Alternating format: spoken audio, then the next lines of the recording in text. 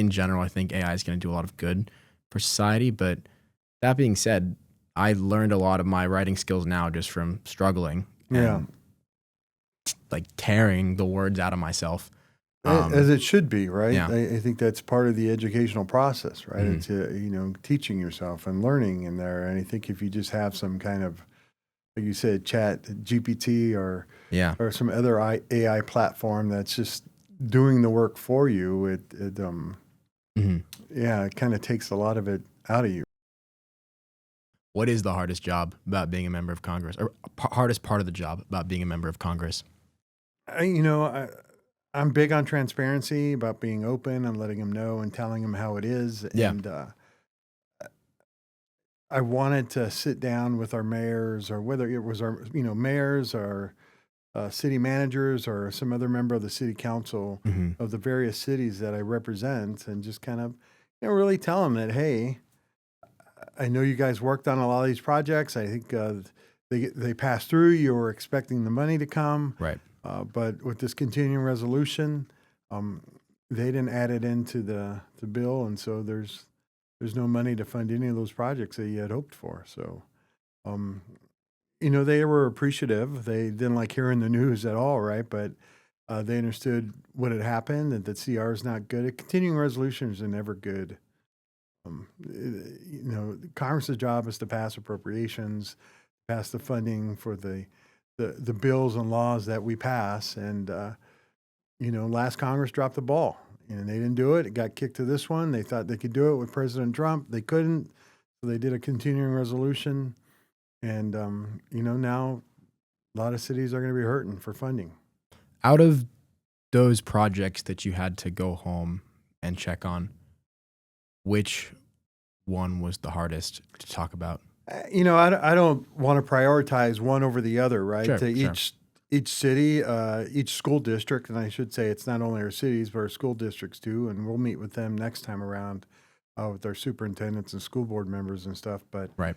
um, they each have different things, right? Whether it's park related, roads, various things that are going on that they want to do. Some of it's to improve water projects that are going on in their city, right? To be able to clean wells and make those better for water storage. It's all important. Um, but I wouldn't prioritize, the cities came up with their list. Grace Napolitano, my predecessor, worked with them to get that in to make sure that these projects could be funded. But in the end, there was no, even though it was kind of in the legislation that kind of passed through these things through the committees, um, the funding wasn't there at the end. Right.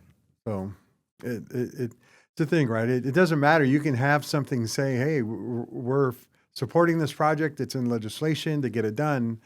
But unless appropriations actually passes the appropriations bill to fund those projects, um, nothing happens.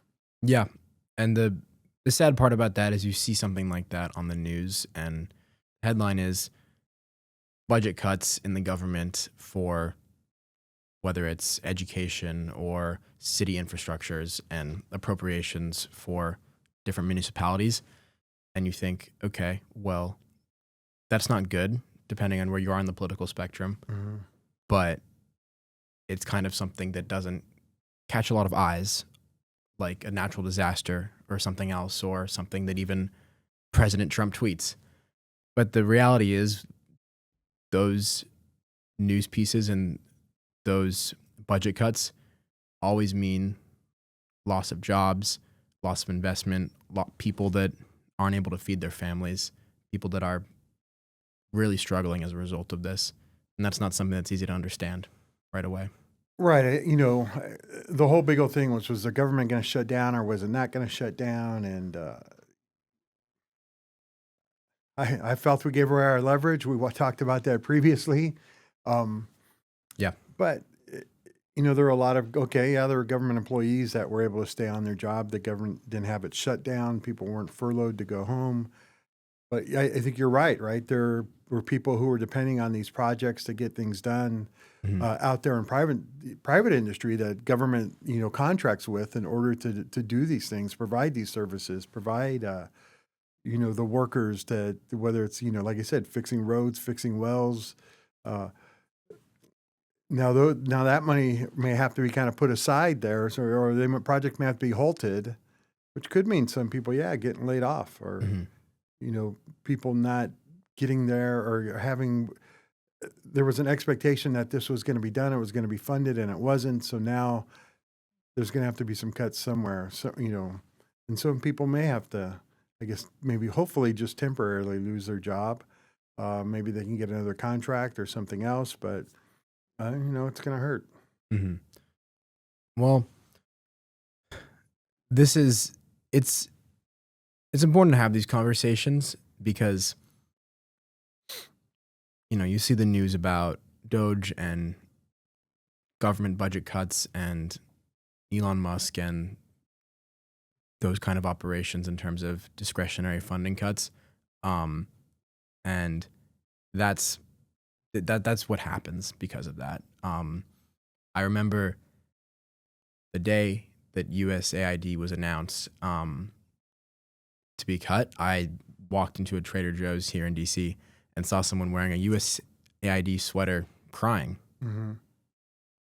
And at first I glanced and I was like, I didn't think anything of it. I'm like, oh my God, that was today's news. And this is someone who's affected by this. And it's not even just that person, right? It's people in countries all over the world that aren't getting food supplies, farmers in the US that aren't able to, make their ends meet because they've lost clients that they're selling their crops to. It has a large, cascading Well, effect. there's definitely a trickle-down effect. If you want to go back to an old Republican term back in the 80s, right? Trickle-down economics. This is definitely going to have a trickle-down effect, and it's not going to be in a positive way. No, it's almost like the trickling down is only meant to apply to a certain narrative, which is the idea that maybe if rich people have enough money, it'll trickle down to the rest of the economy, which does happen in some cases. Most academic literature says that that's not the full truth. And I would argue that the real trickle down comes from this kind of thing. Government projects that hire private companies that stay in business and hire people to work real jobs that are well paying. Anyway, so I'm sorry that's the news you had to break when you went back to California. Going back to California for me is usually a happy, good thing that I'm excited to do. Well, no, it was good. You got to see the family and everything, and so it wasn't all bad. Yeah, and maybe next time you're there, you might get to catch a Dodgers game, right? I am flying back on Thursday. I think that's when we wrap up the week here. And that's also opening day. That is opening day. I will not be at opening day, but I will be there the next day when my Dodgers get to receive their World Series rings on the 28th. Okay. Obviously, I have certain feelings about that World Series as a Yankees fan, but I'll have to admit that's pretty cool. Do you know who's going to be starting that game yet for the Dodgers? I'm not sure. I haven't even really kind of looked into it yet to see who that's going to be. Let's see. I mean, you guys, last year the Dodgers were the super team with, I'm pulling up the game here because I want to see what's going on. But, I mean, Yamamoto before last offseason, Ohtani signed. I already have a great team with Freeman and Betts. Super team, really. Mm-hmm. Now you guys signed a new Japanese pitcher this offseason. What was the name of that player? Oh, my God. I knew you were going to ask that, and I can't think of it right now. No, it's okay. Yamamoto you're going to be there Friday the 28th. Correct. Is that the projected starter? Yamamoto's starting. He's already announced. Great. I think he pitched in the Japan series already. He did, and the other Japanese pitcher started the other game. I want to say Sasaki or something. That sounds right. Yeah. They got Sasaki lined up for the Saturday game against the Tigers. So it might be Glasnow or somebody kind of starting on probably opening Thursday. Day. Yeah. I've got most of the top of their rotation on my fantasy team, actually. Oh, really? Well, I have Ohtani, and I have to choose when I use him as a pitcher and a hitter. That's how it works with this. And then I have Glasnow too here as one of my pitchers. So Not a big Dodger fan, but definitely rooting for those guys. And I think that's it. That's all the Dodgers I have. Mm-hmm. But, and I don't know if you remember, definitely remember, Mike Trout had a number of great years for the Oh Angels. God, yes. Mike Trout was one of my favorite players, and he still is. I still think he's great. It's unfortunate he's been hurt like the last few years, right? He hasn't been able to play a full season in a while. He was the face of Major League Baseball for Mhm. most of my childhood Right. when I was getting into baseball and playing it. I Yeah. think his rookie year was 2012. Mm-hmm. I was 9 years old that year. That was like my first year playing kid pitch baseball with Right. like actual like other kids pitching at each Mhm. other. And I remember going to games. I remember it was like sometime that summer during his rookie year, he hit a home run off in Angel Stadium. They have the rocks with the waterfall Right. way out there, and it was like he was the first batter of the game in the bottom of the first, and I was like, wow, it was like one of the longest home runs I ever saw at Angel Stadium. Mm-hmm. And I bought his jersey that day. I was my grandpa. He bought it for me. He's like, I want to make sure you go home with this because that guy's going to be a star. And he was. He won 3 MVPs over the next decade. He probably should have another or two, but it's unfortunate what's happened these last few years. Yeah, they're moving him to right field this year. He's Yeah. to kind of help save him, and hopefully maybe they'll kind of work him in as a DH more often here to give him his body some time to repair and rejuvenate. Yeah. But I still think he's got the tools. He can still definitely hit for power, and I think he's still capable of hitting around 300, and so he's not done yet. We just got to get him through a season. Yeah. But I have a great picture in my house of him and Kershaw, and it's like a live photo. Kershaw on the mound, Trout at the plate. Yeah. And it's from 2014 where they both run the MVP. So they both signed the picture, 2014 MVP. Yeah, no. Because he won it in the American and Kershaw won it in the National. Right. Yeah. I think Kershaw got both the Cy Young and the MVP that year, which is crazy. Mm-hmm. Only a couple guys have done that. I think Justin Verlander did that when I was like 8. Yeah, Sandy Koufax did it, I think, in 1965. I wasn't born yet. I wasn't born yet either. But that's the beauty of baseball is that you don't necessarily have to see these games, right? It has all the numbers and the stats and everything, so you can look at somebody's career and see how great they were. With you may only get like a little kind of snippet of Babe Ruth at the plate, or right there, right? I think there's only one game of Sandy Koufax pitching, and it's Game 7 of the 1965 World Series that's actually out there that you can watch or see. Right. And so I saw it, but it was just incredible just to kind of see just that one game, right? Just that only thing, and he was not at his best. He couldn't get his curveball over for anything. He was pitching on 2 days rest. Right. And yet with just his fastball, he threw a 3-hitter, shutout. And Dodgers won that clinched Game 7, won the World Series that year in '65. But even only having that one like snippet right there, right, of him over his career, it's just wow. It's like how incredible that is. It's the same thing like Joe DiMaggio. You see Joe DiMaggio, right? You're the Yankee fan. You he's one of the all-time greats. He's of course. Not only for the Yankees, but in baseball history. And yes. But, just having those like clips of him just kind of at the plate and his swing and everything is just like, wow. I mean, DiMaggio himself, he also had a level of celebrity that baseball players nowadays don't really get to. Yeah. Was dating Marilyn Monroe. I think there's even a story of him. That came actually after he retired, though, but yeah. That was. But I think even then there's a story of him on his deathbed saying that he loved her. They had divorced long before he died. She was the yeah. Whenever she was in trouble, he was the one she called. Yeah. Yeah, to come and help her out. Yeah. Ordeal over many decades. And he was the one who after she had passed away, he took care of all the funeral arrangements and kept all the Hollywood people out. Because he thought that helped kind of.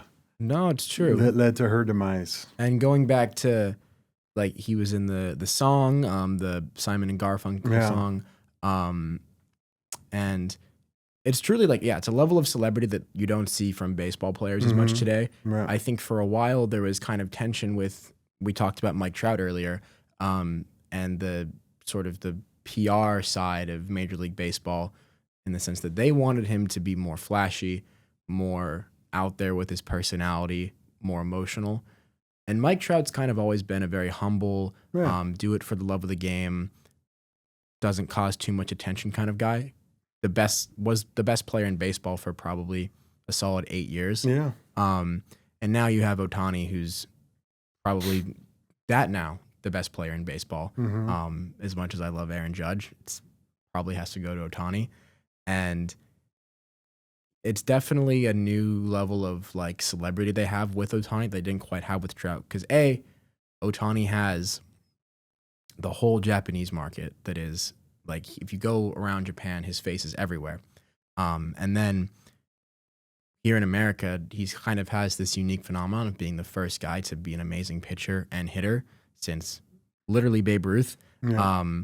And then beyond that, you have kind of this sort of personality that he brings that I think a lot of people are excited about. He kind of is very likable. Not that Mike Trout wasn't, but Ohtani just kind of has this gravitas towards him and mystery, but like likability that I think a lot of people are excited about. You know, it's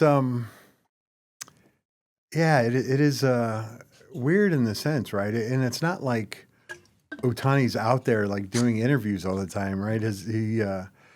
They forced him to talk a little bit at the you know, when the Dodgers had their parade, and then they did a thing at Dodger Stadium, and they gave him the mic, and you know, and he just kind of said a little bit, right, in his English that he knows, and that was it. Yeah. You know, I don't even think it was more than 15 seconds.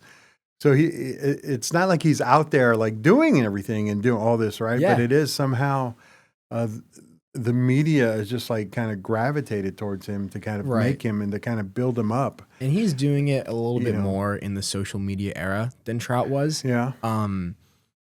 Because no one, if you talk, put the example of LeBron James. Yeah. Everyone knows his name, even if you're not a basketball fan. Mm-hmm. Mike Trout, if you were the casual sports fan or maybe even barely a sports fan, you didn't know his name for a while. Mm-hmm. Now with Ohtani, I have a lot of friends that are sports fans but really aren't baseball people, or maybe even don't watch baseball at all. Mm-hmm. But they know who Ohtani is. Mm-hmm. And that wasn't the case with Trout before. Yeah. So look, obviously I'm a baseball guy. I love watching baseball. I root for the game itself in the sense that I want it to be popular. I want people to enjoy it. And if Ohtani is able to bring that to more people by being a person that people in the media or wherever look up to, is like, wow, that's awesome. There's someone doing that, then so be it. That's awesome. Yeah, no, I definitely right. I think, you know, baseball is the old guard of sports here in the United States, right? It's been around the longest. It has the, you know, when you talk like history and things, it goes back, you know, generations and generations and generations. Where, you know, I watch sometimes I'll put on the NBA channel and they'll say like Hardwood Classics, right, showing their old classic game, and it's like a game from like, you know, 5 years ago or something, right? So it's like even like basketball doesn't really kind of think about it, that sense of, I mean, even though that league's old too, right? I think it's over 80 years now or whatever. The NBA, they've been around for a minute. Obviously baseball's kind of the oldest. Yes.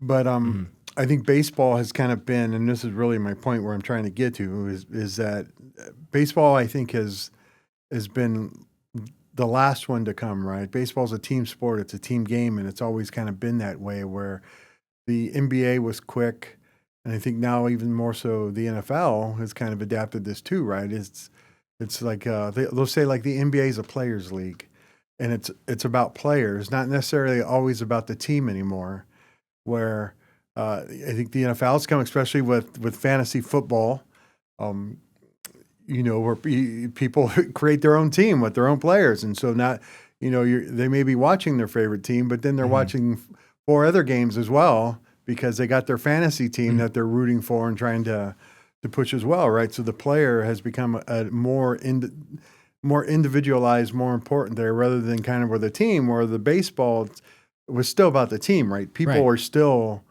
like my kids are Dodger fans. I'm a Dodger fan. You're a Yankee fan. And whoever team that's your team that you root for, it's still about the team more than it is about the players. Right. Yeah. And I think you're absolutely right that the NBA has become that sort of player sport. You turn on ESPN and they're not talking about the Denver Nuggets winning another championship. They're talking about, can Jokic get his next ring to be in that conversation with LeBron or whoever to be one of the all-time greats, right? And sure, using the players is probably the best marketing tool for the sports to grow in this day and age. That being said, I think you look at baseball and the same team really hasn't, you haven't had a repeat World Series champion since 2000 when the Yankees three-peated.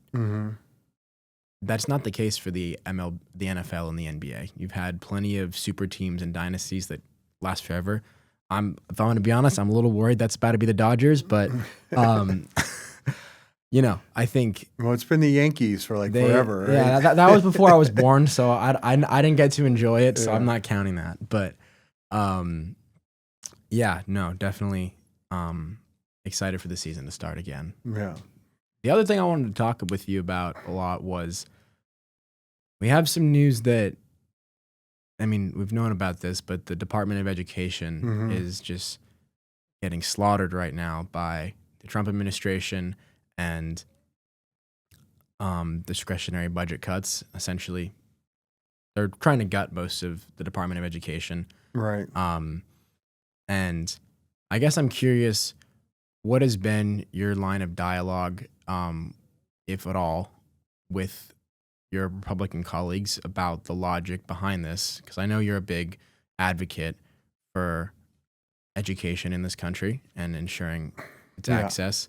Or just in general, your thoughts on what's going on with these budget cuts. Well, Republicans have been trying to get rid of the Department of Education since, Ronald Reagan came in, right, in 1981. They weren't able to do it then. It's kind of taken a back seat, but it's always come up. This is like a waste of time. What are we doing this? Why do we even have a Department of Education? It's a state right. The Constitution doesn't say anything about, education in it. But, let's take it into context too, right? When the Constitution was written in 1787, there was no education was not the vast majority of people in this country did not go and get an education, right? So it was not something that was expected. But, over time, we've kind of gotten used to this thing of a public education that people can have and it's expected. And so instead of my philosophy, it's always been, right, I think we're going in the wrong direction. Wrong. What do you mean by wrong direction? We don't need to be getting rid of the Department of Education. We should actually be making it stronger. Okay. So that we can have a more national initiative, more national initiatives, more national efforts towards education. And again, I've said this numerous times, and maybe even already said it in one of our first couple episodes. But when you look at education, the countries that really focus on education now around the world, they have a national approach to it. Their national government is involved in education. They have national standards. We have 51 standards, here in the United States, right, including the District of Columbia here, where we're sitting right now. And so there should be some unification there. There should be some national standards or something that we are all working towards to ensure that, like a child, if he's going from one state to another state, that there's a certain criteria and they're not getting left behind somewhere, or maybe they're too advanced to where they're going and now they're having to take a step back. So it is something that I think we need to work on, and cutting it is not going to help that at all.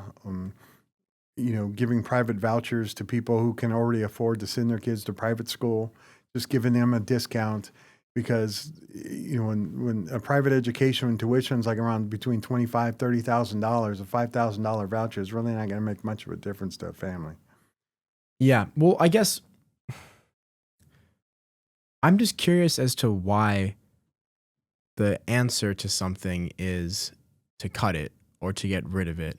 Because to me, the logic that I've heard from Republicans is A, just when you centralize something in the federal government, it's bad. And B, our educational numbers, whether it's test scores or literacy rates or overall metrics for children, are down. Right. But And again, they want to blame the Department of Education for that, but the Department of Education does not control education in this country. Again, the argument has always been that it's a state right. So you have 50, including 51, including D.C. here in the United States, and that's not even talking about our territories like Puerto Rico, Guam, and the others. They're responsible for the education in their states. It's not the federal government. And so, you can't blame the education of the children on the Department of Education because there is no national agenda working towards that goal of really kind of, well, how can we improve education? Because you have 51 different plans. Yeah. I mean, and it goes back to this is a problem. We clearly are leaving children behind in this country as much as we like to say no child left behind. That's what's happening right now. So why cut something that is going to make sure that we improve on that? Let's build it up. Let's make sure that children have the resources to be in one state and get the education they need. Let's make sure that let's make sure that schools across different zip codes are getting the equitable funding they need to deliver for children. Look, the unfunded the number one thing I hear from the school districts in my congressional district, right, is the unfunded mandates, especially around special education.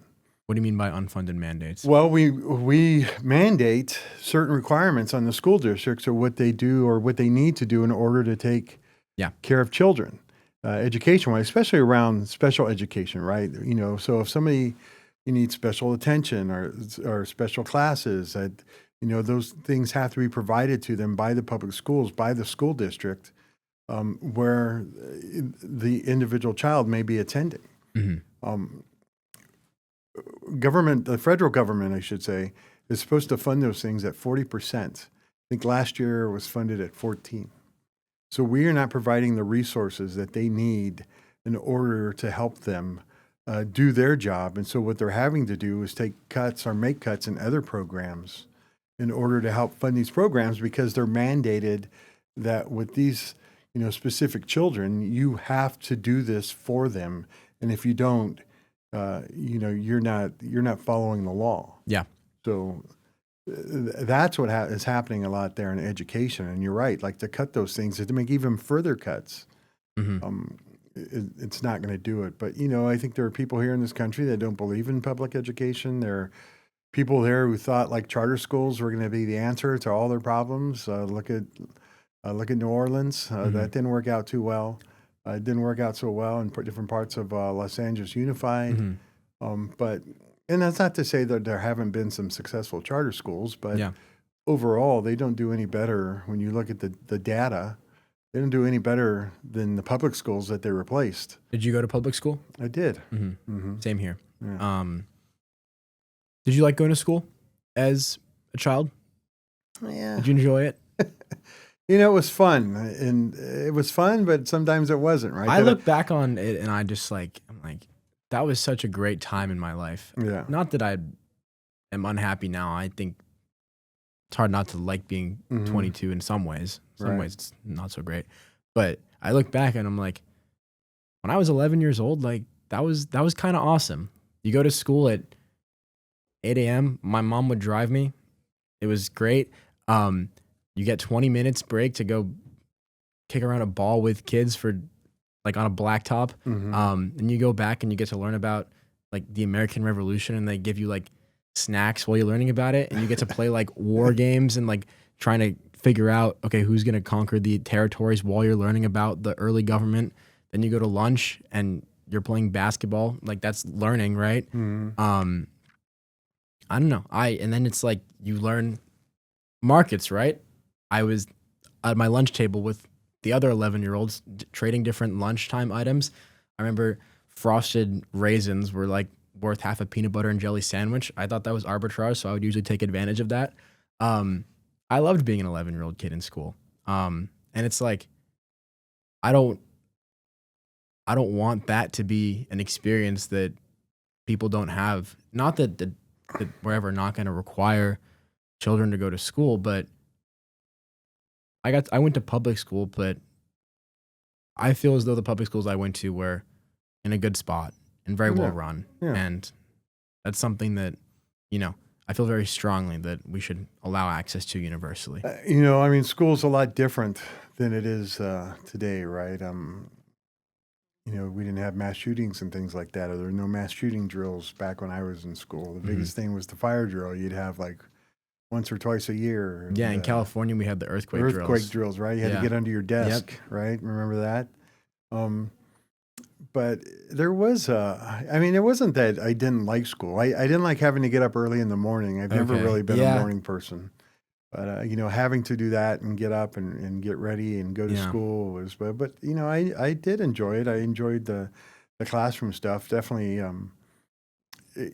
physics wasn't fun. Physics wasn't fun in college. It wasn't fun in high school. Oh, I stopped after high school. That was hard. But, I powered through them, but I, like you said, right, I enjoyed my history classes. I enjoyed, some of the other classes. I always, whenever I did figure out a math problem, I thought like, wow, this is actually really cool.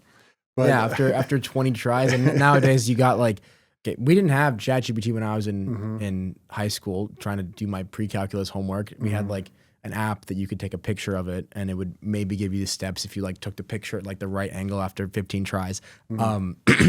But like, yeah, even then it was like, oh, I finally like figured out how to do this, and it was a feeling of joy. And that's a whole other conversation about now with AI and, large language models about the integrity of the education a lot of children are getting, which I worry about. I mean, in general, I think AI is going to do a lot of good for society, but that being said, I learned a lot of my writing skills now just from struggling and like tearing the words out of myself.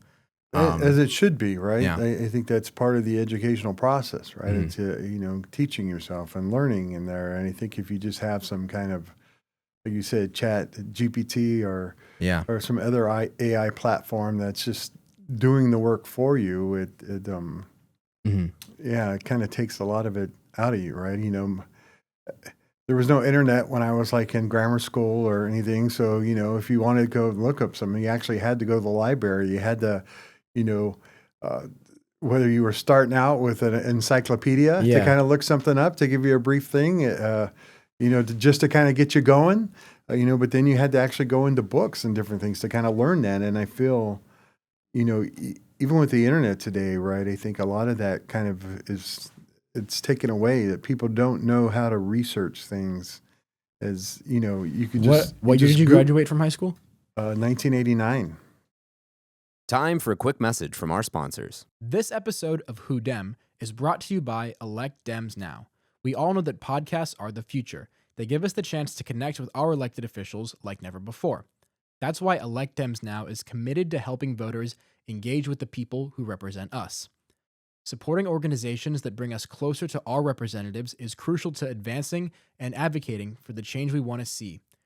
Whether it's $5 or $50, every donation to Elect Dems Now helps shape our future and ensures a country we can all be proud of. Your support sends a clear message to candidates and elected officials. Connecting with you means connecting with America. To contribute and make a difference, visit electdemsnow.org today. Your donation helps build a world where we are all connected.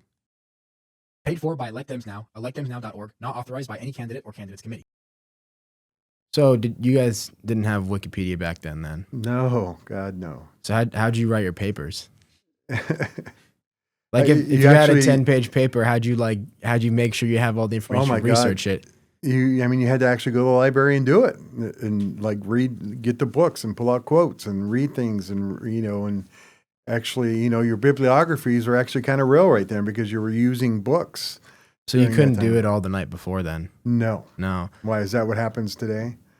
Well, yeah. I mean, most kids I know, a lot of kids, if you had Yeah. like a significant paper, that thing would be done Yeah. probably in the last day or two before it needed to be due. Yeah. Which makes sense to me, honestly, when you say it about why there's so many, like the graduation rates overall nowadays, I believe, are higher in high schools Yes.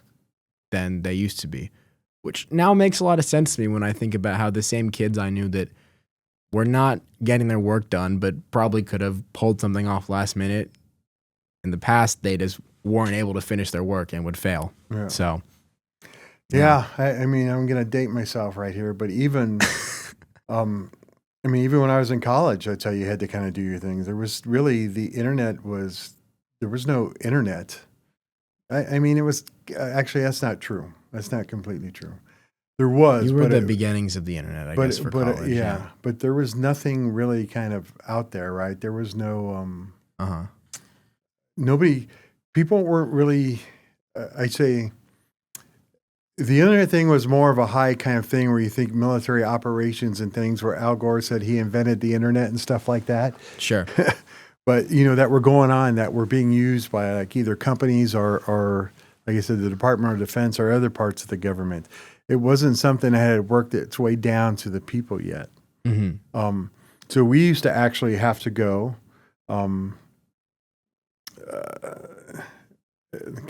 what's the building? There was actually a building at GW where you used to have to go down into the basement, and then there they called it the computer lab. So not everybody, I didn't get my first computer until like 3 years after I graduated from college. It still was not like, if somebody actually had a computer with a printer so you could print something out, Sure. that was like, oh, wow, okay. Actually, it was lucky I did have a roommate who had that. So if I needed something printed out, like he could like, hey, can you print this out for me? But but yeah, we used to go down to the computer lab there, and the computer lab there was no Wi-Fi connection there, getting on there, looking things up. It was basically Word Perfect down there, and you were typing up your paper. So it was basically just digital typewriters was the function of computers back Yeah, then. I mean, it was a computer back then, yeah, and there were other things you could do with computers, right? But yeah, it was basically word processing was the biggest thing that you used it for back then. Mm-hmm. Yeah. And you went to GW in the 90s, correct? Correct. Okay. Yeah. You are also the first person in your family to attend college, correct? Correct. When did you decide that that's what you wanted to do and why? I don't know that it was something where I was like, oh, yeah, okay, I want to go to college. I always say I knew I wanted something more, right? I think everybody I had known, adult-wise, right? It was basically just had gotten to high school. A lot of the adults I know didn't graduate from high school. Mm-hmm. They just went, they found their job, and they kind of stuck with their job, and that was it, right? That's something people, at least in my generation, and a lot of millennials too, don't do as much anymore. Yeah. The sort of getting one job and just sticking with it for the rest of your life. Mm-hmm. I don't know exactly why psychologically that's the case, but it's very interesting to me. Anyway, sorry, continue. I interrupted you. I mean, people found a job. They were able to provide for their families. If Yeah. they were lucky enough to keep it, they kind of kept it. Some did it for, I think one of my uncles worked, I think at the same place over 30 years. Another one, learned a trade, and he kind of stuck with the union there for over 30 years and maybe more. My dad worked at the same factory for 25 years. I don't know. It was just what people did, right? And but I kind of wanted more, but I didn't know how to do it. I wasn't really sure how to go about doing it. What do you mean by you wanted more though? More in the sense that I didn't want a job where I was just going to go to like the factory and that was going to be my life for the rest of, that was going to be my life for the rest of my life. And not to say that that's bad, but it wasn't what I wanted for me at that time. Mm-hmm. Yeah.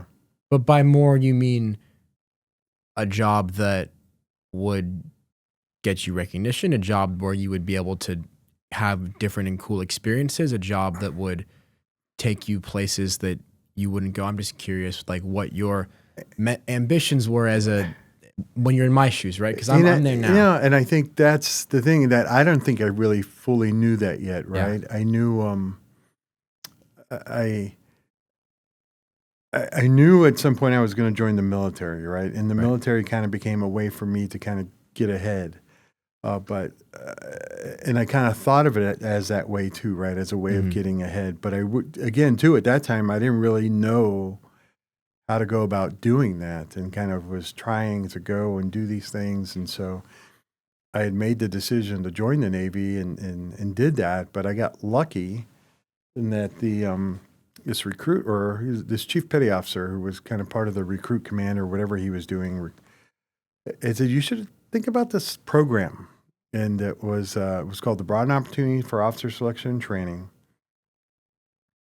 And he's like, hey, if you do this, right, it can lead to an education. But, more importantly for what I was thinking at the time, more important than the education, and I didn't realize this until later on, but it will lead to a commission, which I kind of thought like, oh, okay, well, maybe that's the more that I want, right? Because What do you mean by commission? like commission as a commissioned officer. So basically the military's, there's two career paths. You have enlisted ranks, and you have officers. Right. So the officers are like the ones who kind of, when you think of like your generals and admirals and stuff, and the kind of the leadership. Someone there. who was like a skilled professional who was hired by the military, as opposed to someone who just joined the military. Yeah, I guess you can kind of, in a way, kind of say it that way, right? But there's different ways to go. I mean, there's a lot of officers. There's programs where people start out enlisted and they work their way in there, Sure. right? Become officers. So can you become an officer without having a college degree? You can. It's not easy. Yeah.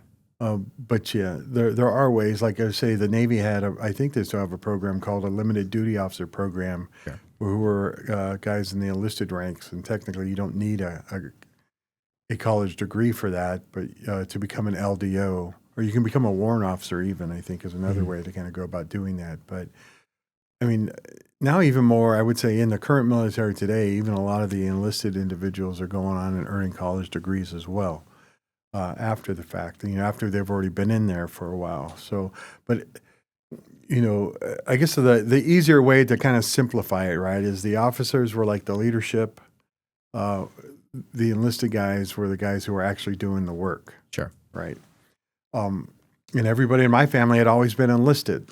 Mm-hmm. And so you didn't like taking orders anymore? No, it wasn't so much that. I mean, I enlisted, so it wasn't like I wasn't going down that path. But you wanted more than that. You wanted to get thought, well, on top at some point. What if I wanted to be the leader, right, instead of just the worker bee? Sure. And so that kind of the opportunity to kind of attend that program and get in there was kind of what kind of, I guess for me, kind of became that, okay, my path, right? Yeah.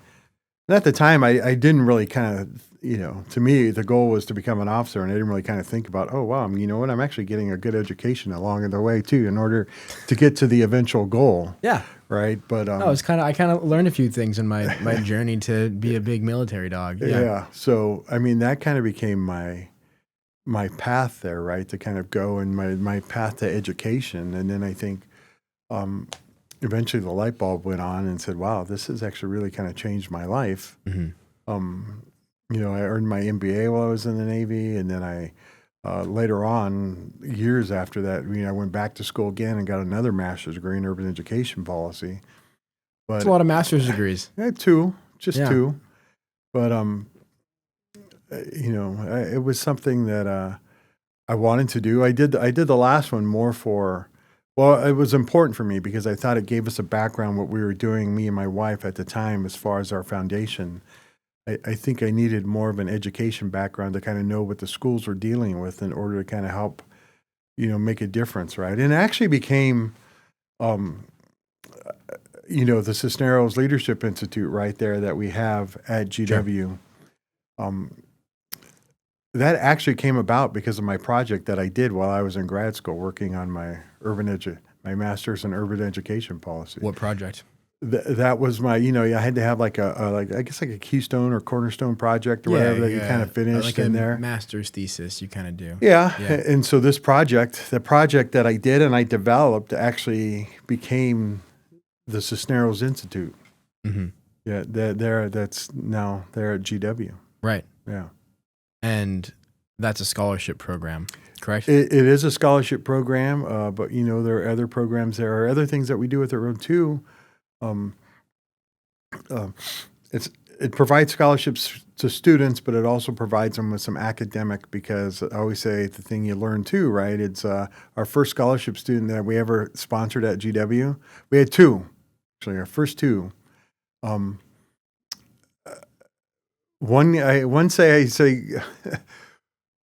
one had too much fun and kind of forgot why they were there. Okay. So they ended up, didn't work out academically. Let's just say that one. Okay. But the other one that was a little bit more crushing to us, I think, me and my wife, was she got homesick. And there was no kind of, there was no kind of base there for her to kind of be there and kind of there and support her. No support infrastructure. Where was the student from originally? California, up in the Bay Area, though, up north. Okay. And, and look, in the Latino community, family is very important. It's very important in a lot of different communities. But I think the fact that she was there on her own, she didn't have, any family around, and kind of there trying to figure it out all on her own was just a little bit too much. And she ended up just transferring back to school back in Northern California. Yeah. Which was unfortunate because, I always, whenever I talk to kids, it's about getting out of your bubble, getting there, kind of seeing a different part of the country, doing something. You can come back home anytime. Yeah. But why not think about going to school somewhere else where you can get a different experience and kind of develop your knowledge base of your individual knowledge and criteria and things, and have this experience to say like, oh yeah, I lived over there, or I never would have traveled to New York if I had never come to GW, like as a, I came to GW, right? But there are things I would have done because I was over here that I never would have done if I had stayed in California. And then one of them was like visiting New York, going to spring break in Daytona Beach, which I don't think is I don't know if that's still a big thing now, but those are just... They go to Fort Lauderdale. The GW students, a lot of them go to Paris, actually. Okay. Yeah.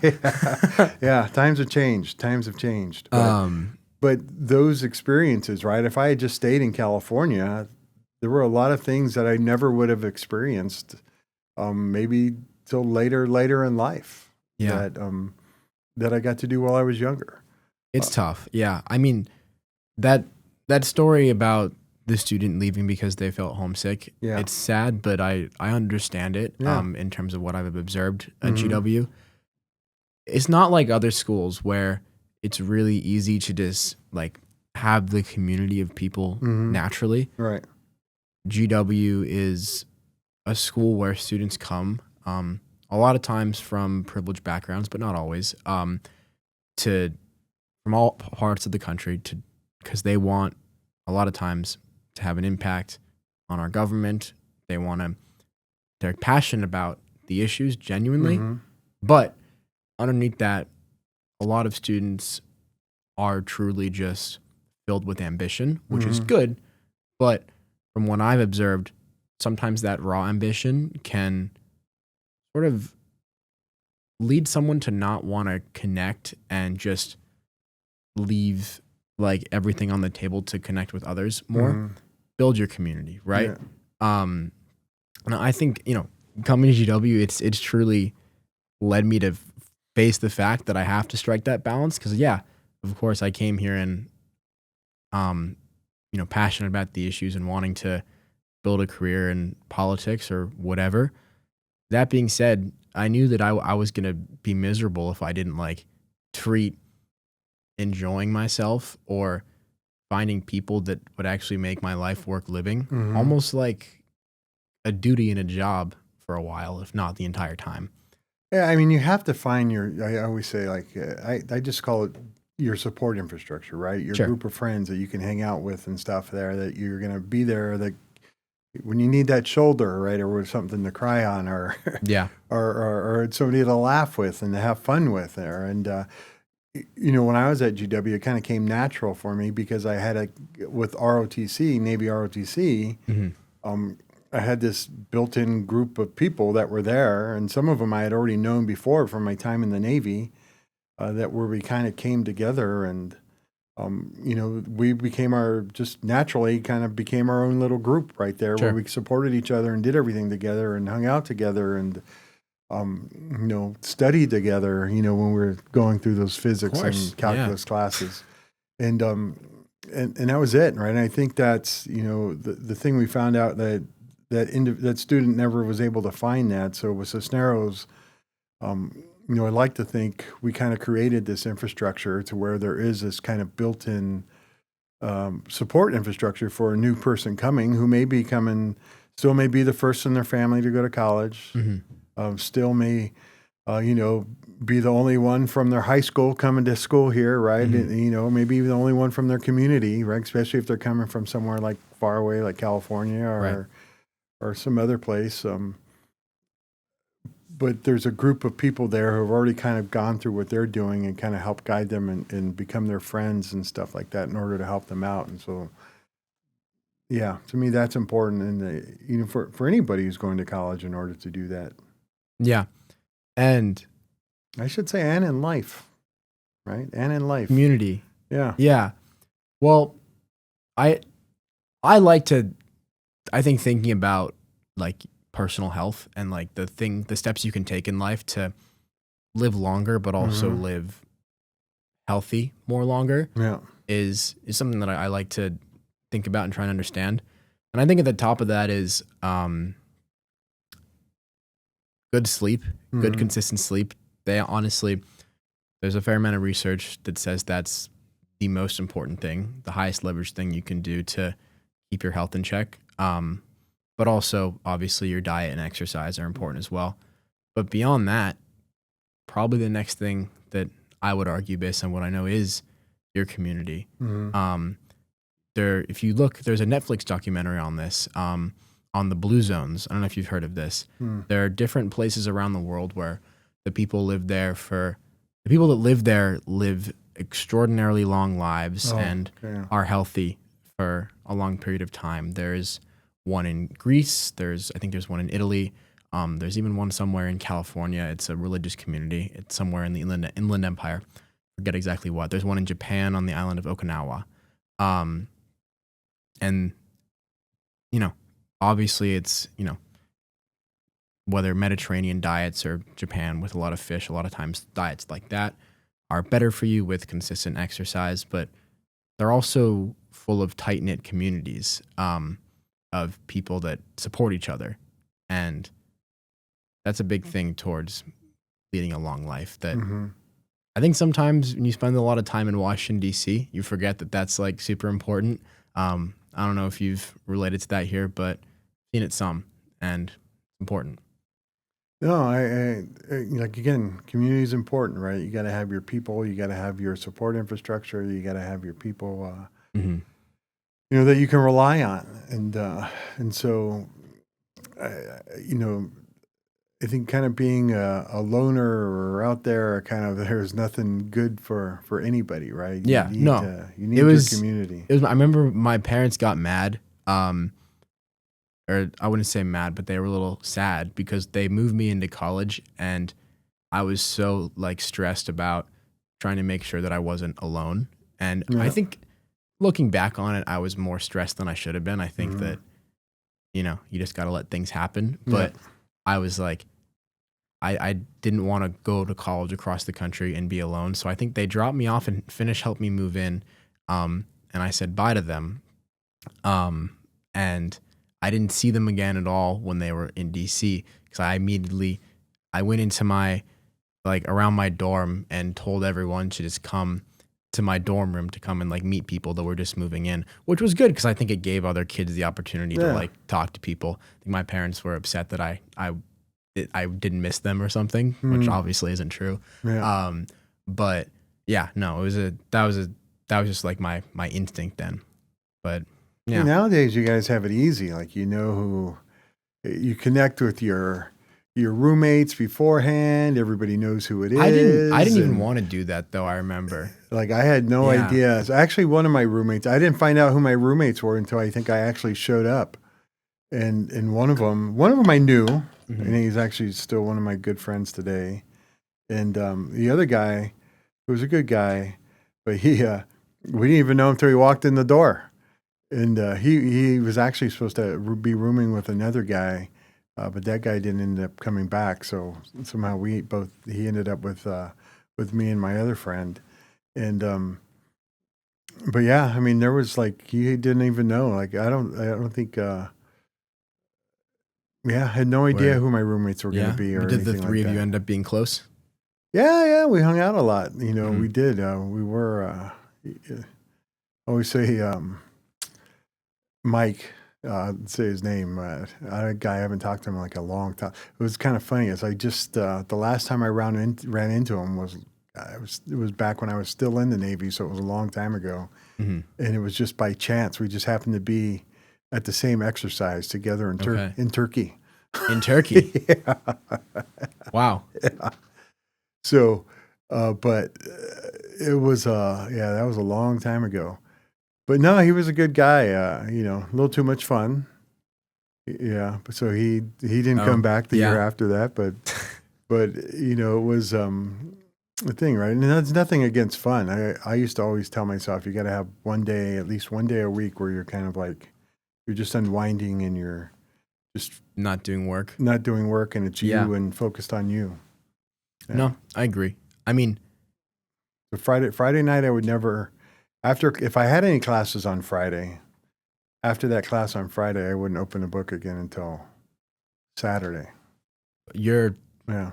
great for opening the books on Saturday. I don't know many people that open the books on Saturday, but I guess that's why you Well, are where you are now. I don't know. I mean, look, I actually had one friend that I went there. This guy was so dedicated, and as far as like his, I mean, what his schedule was and where he was going and when he was going to study and everything, and it was, Hmm. I mean, he had it worked out like to the hour. At least it seemed like it, because he's like, okay, yeah, I got to go study for 2 hours, and then I'll be ready, and then we can go do this, or tomorrow morning I'm gonna go do this, and I got it for like 2 hours, and then we can go do that. Okay. I'm like, I had the "Oh, opposite okay." experience. Yeah. My one time I left to go to class for the day, and then I went to the library, and then I went and I had like a meeting or did some other thing, had another class. Mhm. Went about my whole day basically. And I when I left for the morning, my roommate was on our couch playing FIFA on our PS5. Yeah. And I came back probably 8 hours later, and he was still there playing FIFA on the PS5, wearing.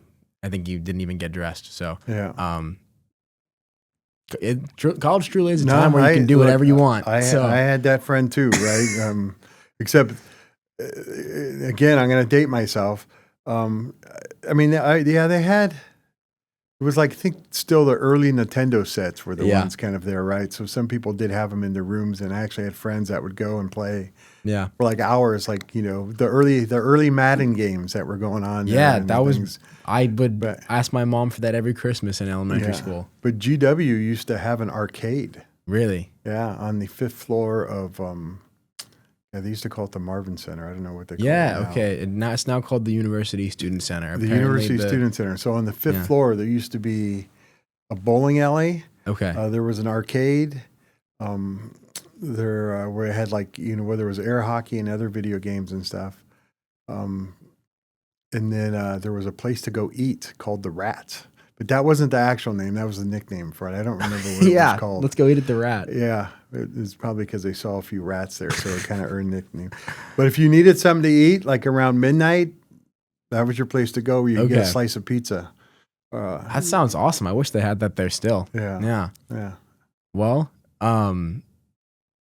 it sounds like both of us have had good experiences Yeah. with GW. I've got about 2 months left in mine, a little less than that. So All right. yeah.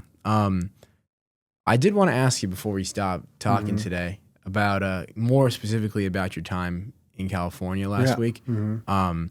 Because you had a town hall. And I've heard that not everyone, whether it's your supporters or constituents that are coming to town hall are always happy. A lot of people are frustrated. Yeah. And I guess, why don't you talk a little bit more about that and what you've been dealing with in terms of coming back home from DC in the era of the second Trump administration with everything that's happening and what you're facing. Yeah.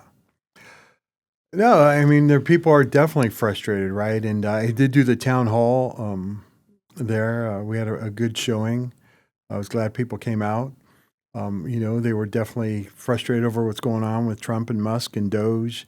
They're worried about their Social Security. They're worried about Medicaid. Medicare. They're worried about losing all these things, having their benefits taken away, benefits that they paid into, that they paid into, and that are owed to them.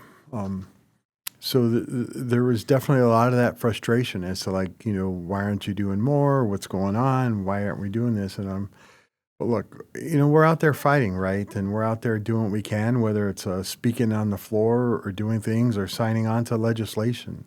And the thing is, there are things that are going out there, right, that are getting done. But I don't think everybody always hears about those. Mm-hmm.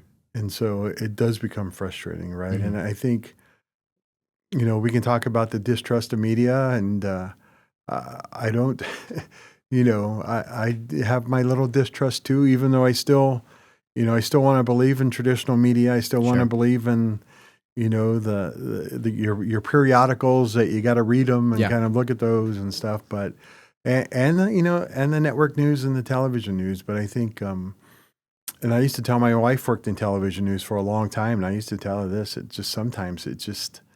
It's the stories that they kind of make out there are so conflicting and contentious that it's so negative all the time that it's where's the positivity on it, right? I mean, people were very upset there, and and I heard a lot of that frustration. Mm-hmm. But in the end, a lot of them were coming telling me at the end, or whether they stood up when they spoke, they were happy that we were doing the town hall. They were happy that I was there listening to them. They were happy that, I was there to kind of hear, the frustration that they have. Mm-hmm.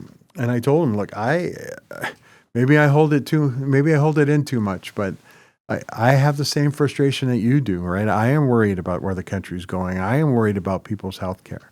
Mm-hmm. And it is real to me because, it's my parents are both on Social Security right now. They both have Medicare. My dad also gets health care from the VA. I'm worried about all those things being cut. And if it's happening to my family, it's happening, around the rest of the country as well, right? So there is nothing that I'm not upset or frustrated about. But I think, there was an LA Times article that kind of, I didn't think was the best, right? It just talked about the negativity. It didn't talk about the good comments that people were making about how, again, thank you for doing this. And actually one of the guys that was, there was one individual there right in the front row, and he was like angry and kind of yelling. But in the end, he came up to me at the end and said, thank you for doing this. And just so you know, I did actually vote for you too. So. Yeah, and you know what? That's an honest constituent right there. Even if someone voted for you, it doesn't mean they shouldn't hold you accountable as a representative. No, 100%. And that's under that logic. That's how government works the best, right? Instead of just assuming that when an action is done by a particular party, that it's automatically the good thing, right? But I actually was curious because you talked about feeling angry and feeling like worried about the future of our government, but maybe you don't always show it. And that kind of made me think, forget about Democrat Gil Cisneros or whoever, let's just think of you as a representative. Do you feel a stronger urge to be sort of the confident, stern, but grounded figure who is there to do his job and also be confident that things will get better and be there to reassure your constituents? Or do you feel more the pressure and desire to be a fighter and sort of lead the rallying cries around the injustice? I think the easiest way to explain this, right, is that I used to have this friend that I used to work with that, I mean, we get all worked up and riled up, right? Spitting and this and going. And if, you get mad or you there, or if somebody came to with a problem, he was like running around like the Tasmanian devil. Yeah. Never really got anything done from that. It didn't, him getting all spun up and getting all worked up and trying to get over here and running around trying to do 30 things at one time because somebody came up to a problem and, now he's trying to do this, but, somebody talked to him about that. So now he's trying to do that too and do all these things.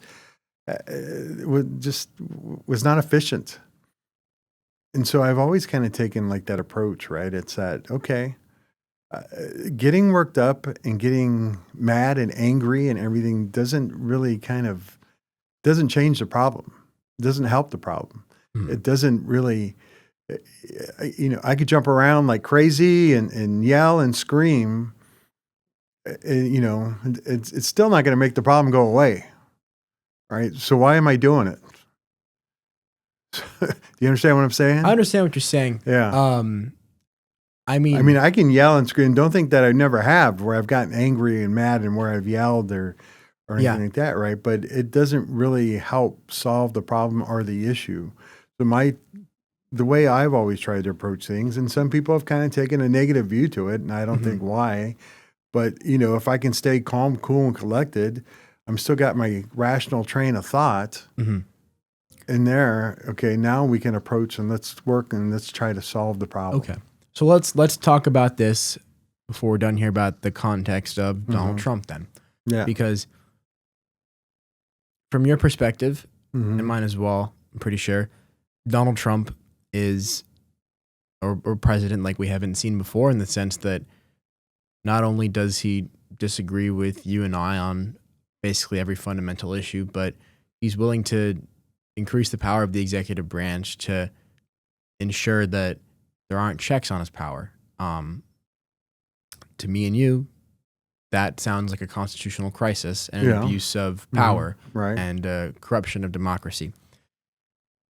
And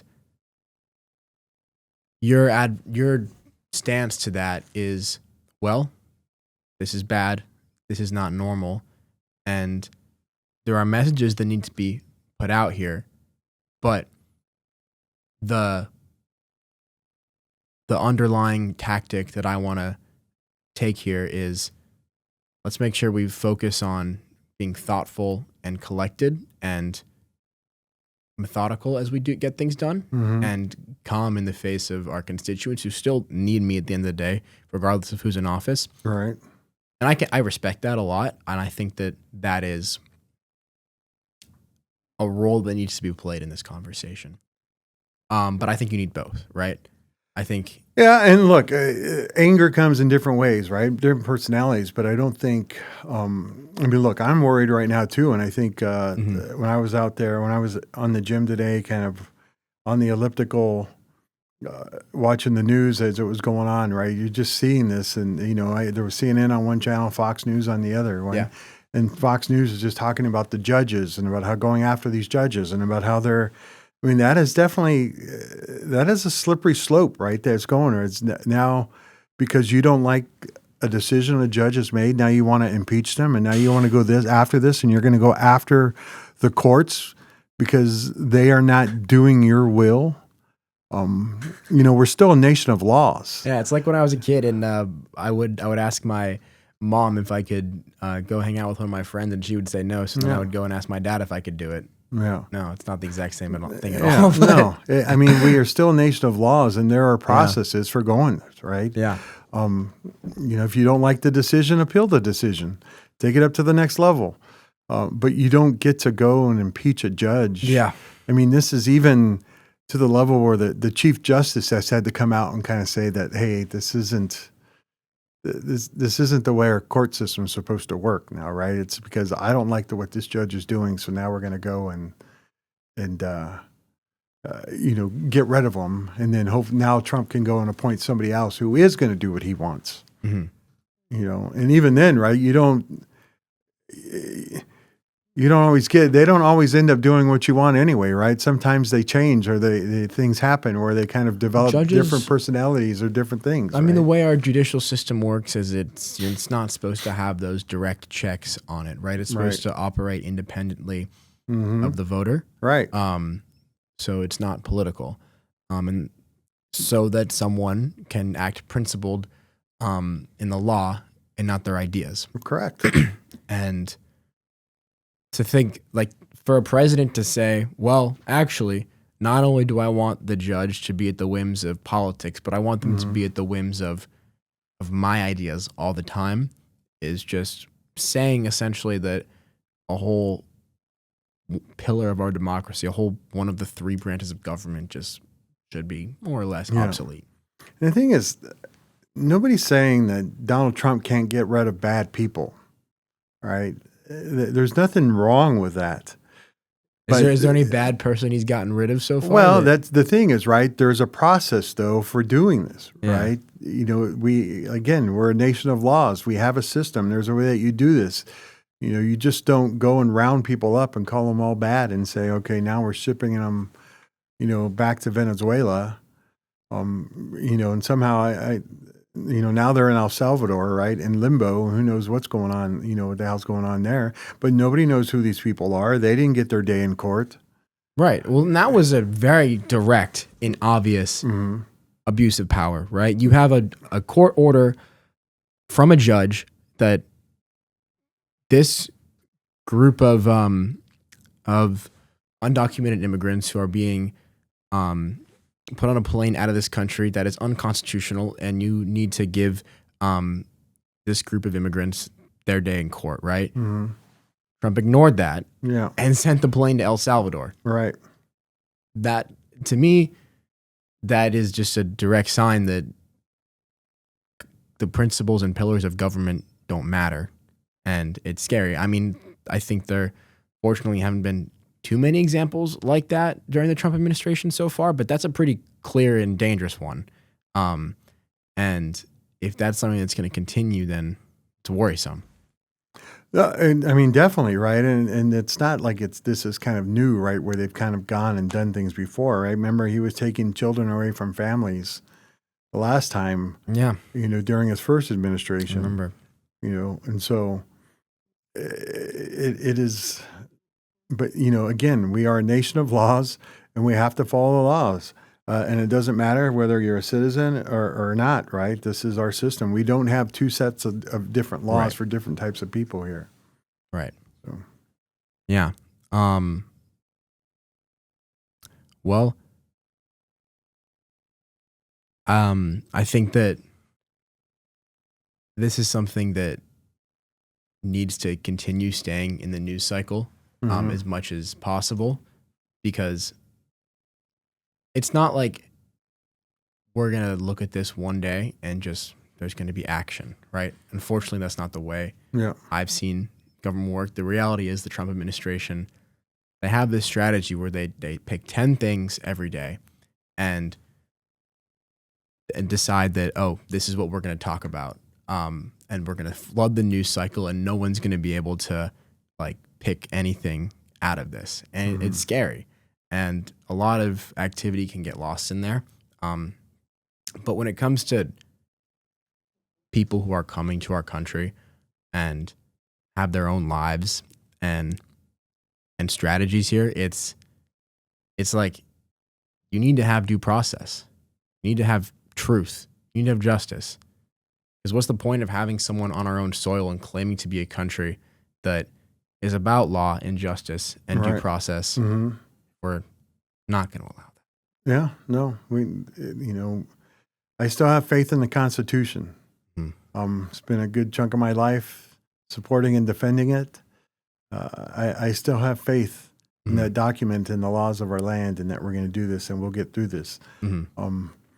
But, you know, if we are just going to continue to ignore it, you know, again, then we're going down that slippery slope, which is just unfathomable. And it is, you know, as I said before, you know, the fact that people are enabling him and doing that and really kind of working, you know, my colleagues, some of my colleagues, that are just allowing him and turning over our responsibility as elected officials to him, to allow him to increase his power, is just unfortunate.